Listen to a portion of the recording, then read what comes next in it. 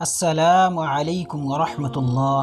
প্রিয় দর্শক, আশা করি আপনারা সকলেই ভালো আছেন আর আপনারা দেখছেন ক্লাস টিভি। বন্ধুরা, আজকের এই ভিডিওতে তোতা পাখি ও দোকানের একটি ঘটনা সম্পর্কে বলতে চলেছি। ঘটনাটি শুনে আপনাদের সকলেরই মন ছুঁয়ে যাবে ইনশাআল্লাহ, তাই একেবারে ভিডিওটি শেষ পর্যন্ত দেখুন। অনেক আগে এক দেশে ছিল এক মুদির দোকানি। তার ছিল সবুজ রঙা খুব সুন্দর এক তোতা পাখি। পাখিটি তার দোকানের এক কোণে বসে থাকত। তোতা পাখিটা চমৎকার গাইতে পারত, কথাও বলতো অনর্গল। সেদিক থেকে পাখিটি ছিল দোকানের আদর্শ সঙ্গী, কারণ তার মিষ্টি গান আর কথা শুনতে সেখানে ভিড় জমাতো লোকজন। সেই সঙ্গে প্রহরী হিসাবেও দোকানটি সারাদিন দেখে শুনে রাখত পাখিটি। দোকানে আসা ক্রেতা বা অন্যদের সঙ্গেও আন্তরিক ব্যবহার করত সে। মজার মজার কথা বলে, খেলা দেখিয়ে ক্রেতাদের আনন্দ দিত। পাখিটির কারণেই বিক্রি বেড়ে যেত দোকানের। একদিন পাখিটিকে দোকানে বসিয়ে দুপুরে খাবার খেতে বাড়ি গেল দোকানি। এমন সময় কোথা থেকে যেন একটা বিড়াল দৌড়ে দোকানের ভেতর হুড়মুড় করে ঢুকে পড়ল। আসলে একটা ইঁদুরকে তাড়াতে তাড়াতে দোকানে এসেছিল বিড়ালটা। আচমকা বিড়ালকে ঢুকে পড়তে দেখে বেশ ভয় পেল তোতা পাখি। সে পড়িমড়ি করে উড়ে নিরাপদ জায়গায় সরে যেতে চাইল। ডানা ঝাপটিয়ে কোনো মতে সরে গিয়ে নিজেকে বাঁচাতে পারল, কিন্তু তার পাখার ধাক্কায় তাক থেকে কিছু তেলের শিশি বোতল নিচে পড়ে ভেঙে চুরমার হয়ে গেল।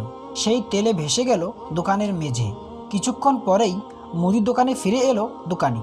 সেখানে ঢুকেই সব কিছু এলোমেলো দেখতে পেল। মেঝেতে তেল পরে পিচ্ছিলে হয়েছিল। ওদিকে তোতা পাখিটি অপরাধীর ভঙ্গিতে দোকানের এক কোণে বসে থাকতে দেখল।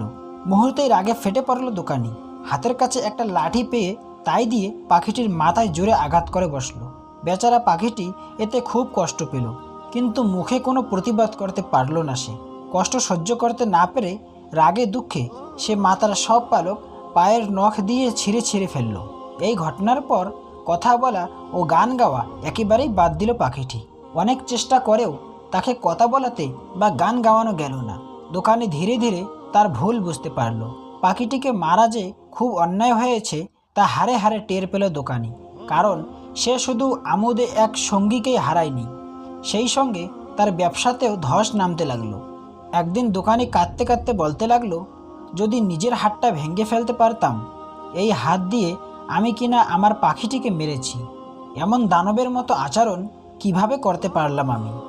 এরপর থেকেই ওই দোকানের পাশ দিয়ে কোনো গরিব দরবেশ গেলেই তাকে ভিক্ষা দিতে লাগলো দোকানি। তার আশা, ভালো কাজের মাধ্যমে যদি ক্ষমা পাওয়া যায়, তাতে হয়তো তার পাখিটি আবার আগের মতো গান গাইতে আর কথা বলতে শুরু করবে। টানা 3 দিন 3 রাত অনুতাপ আর তোতা পাখির নিরাপত্তার শাস্তি ভোগ করল দোকানি। এরপর দোকানের ভাগ্যের চাকা ঘুরতে শুরু করলো। এক টাকমাতাওয়ালা দরবেশ সেদিন ওই দোকানের পাশ দিয়ে যাচ্ছিল। দরবেশকে দেখে হঠাৎ তোতা পাখিটি বলে উঠল, তুমিও কি তেলের বোতল ভেঙে ফেলেছিলে নাকি? পাখির মুখে এ কথা শুনে দোকানের ক্রেতারা অবাক হয়ে গেল।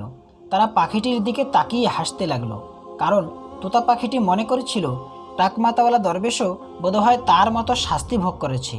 তখন এক ক্রেতা পাখিকে উদ্দেশ্য করে বলল, শোনো ছোট্ট পাখি, নিজের কাজের সঙ্গে অন্যের কাজ একই রকম মনে করো না। একজনের সঙ্গে আর একজনের তুলনা চলে না। উপরে উপরে দেখতে একই মনে হলেও কোনো কিছুই আসলে একরকম হয় না। তো বন্ধুরা, কেমন লাগলো আজকের এই গল্পটি কমেন্ট করে অবশ্যই জানাবেন। আর আমাদের চ্যানেলে যদি নতুন হয়ে থাকেন তাহলে অবশ্যই চ্যানেলটি সাবস্ক্রাইব করবেন। আপনারা সবাই সুস্থ থাকুন, ভালো থাকুন। আজকে এই পর্যন্তই।